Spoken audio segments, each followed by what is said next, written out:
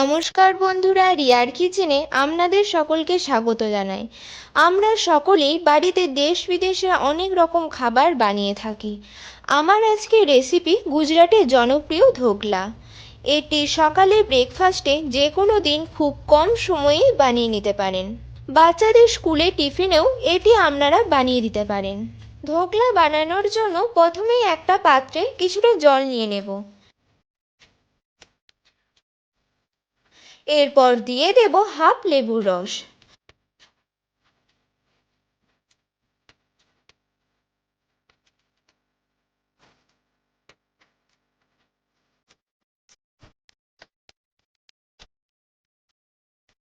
দিয়ে দেব 1 টেবিল চামচ চিনি।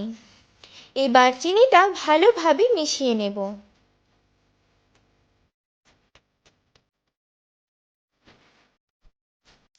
মেশানো হয়ে গেলে দিয়ে দেব 200 গ্রাম বেসন। এখানে বেসনটা আমি একবারে দিয়ে মেশাবো না।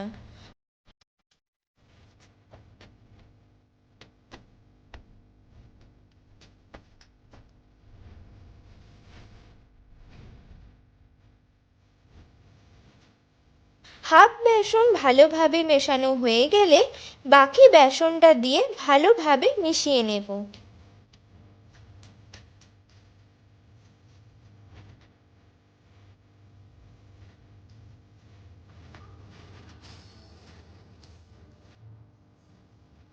আর বেসনের ব্যাটারটা ঠিক এই রকম বানাবো।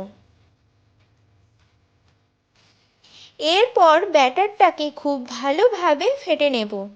ফাটা হয়ে গেলে 15 মিনিটের মতো রেস্টিংয়ে রেখে দেব। এদিকে একটা কড়াইয়ে জল গরম হতে বসিয়ে দেব। কড়াইয়ের মাঝখানে একটা এই রকম স্ট্যান্ড রেখে দেব। এরপর একটা ঢাকনা আমি কড়াইয়ের ওপর দিয়ে দেব। 15 মিনিট পরে ব্যাটারের ঢাকনাটা খুলব।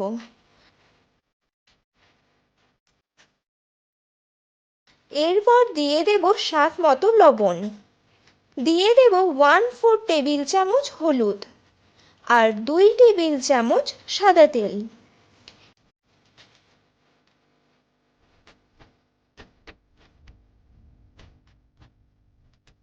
এরপর এইগুলোকে আরও একবার ভালোভাবে মিশিয়ে ফেটে নেব।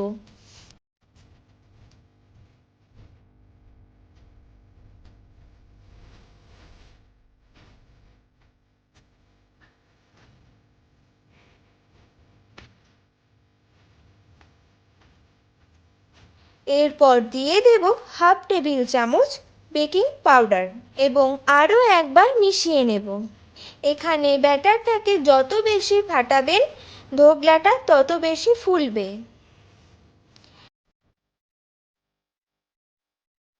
এরপর আমি একটা কেক প্যান নিয়ে নিয়েছি। এবার কেক প্যানটার মধ্যে আমি কিছুটা সাদা তেল মাখিয়ে দেব। আপনারা কেক প্যানের পরিবর্তে যে কোনো একটা পাত্রেও এটা বানিয়ে নিতে পারেন।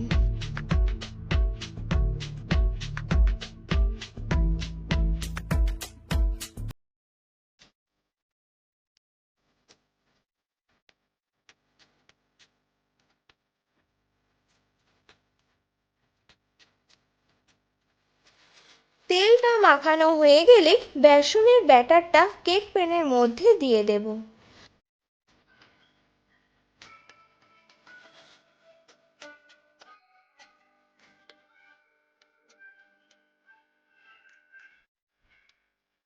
চারিদিকে সমানভাবে ছড়ানোর জন্য কেক প্যানটা এইভাবে ঝাঁকিয়ে নেব।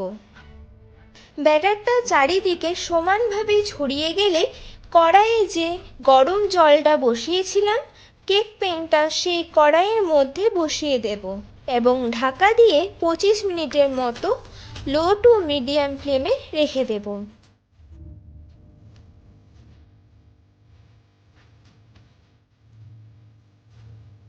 25 মিনিট পরে ঢাকাটা খুলে দেখাচ্ছি।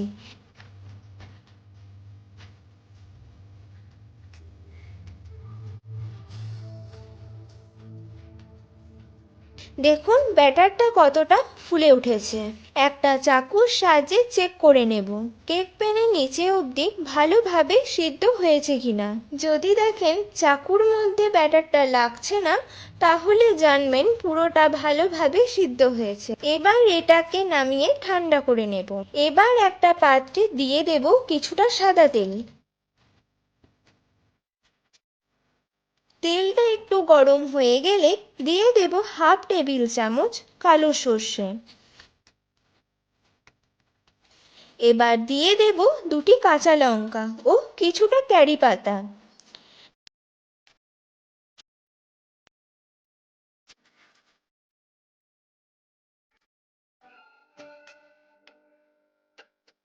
এগুলো সামান্য একটু ভাজা হয়ে গেলে দিয়ে দেব কিছুটা পরিমাণ জল আর দিয়ে দেব 1 টেবিল চামচ চিনি আর দেব কিছুটা লেবুর রস।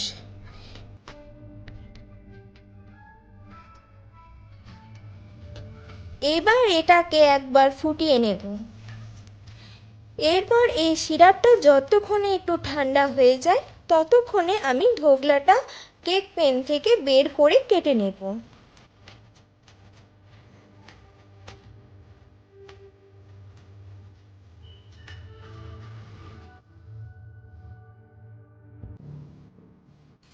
দেখুন ঢোকলাটা আমার খুব সুন্দরভাবে বেরিয়ে গেছে।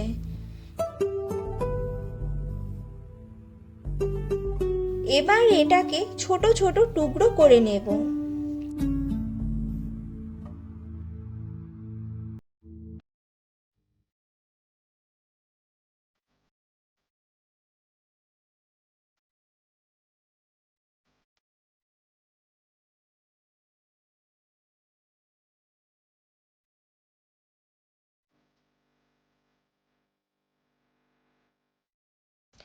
ওপর থেকে এবার ছড়িয়ে দেব চিনির সিরাপটা।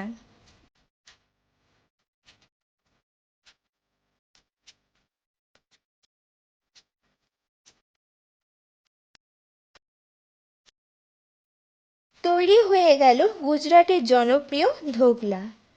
রেসিপিটি কেমন লাগলো অবশ্যই জানাবেন। আমার চ্যানেলে নতুন বন্ধু হয়ে থাকলে চ্যানেলটিকে সাবস্ক্রাইব করে দেবেন এবং পাশের বেলটি বাজিয়ে দেবেন, যাতে আমার বানানো প্রতিটি রেসিপির ভিডিও সবার আগে আপনার কাছে পৌঁছে যায়। আবার দেখা হবে অন্য একটা রেসিপির সাথে। ভালো থাকবেন, সুস্থ থাকবেন।